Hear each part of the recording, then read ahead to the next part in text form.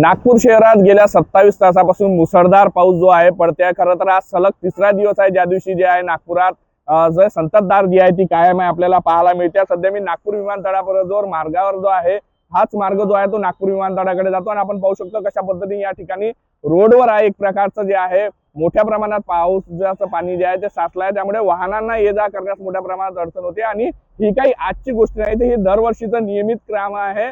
ज्यावेळेस पाऊस जास्त होतो नागपूर शहरामध्ये त्यावेळेस अशा पद्धतीची परिस्थिती जी आहे ते निर्माण होते आणि आजही तशाच पद्धतीची परिस्थिती नागपूर विमानतळ परिसरामध्ये आपल्याला पाहायला मिळते आहे।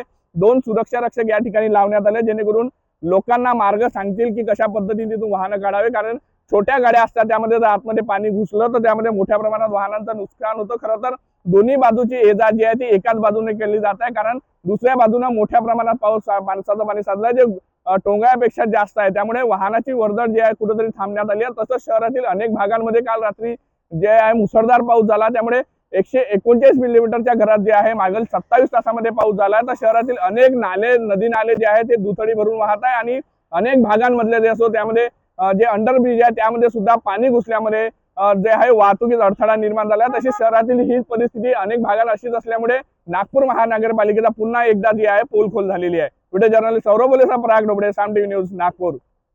आता isakal.com आहे देशातील नंबर 1 ची मराठी न्यूज वेबसाईट। प्रत्येक अपडेटसाठी isakal.com ला नक्की भेट द्या।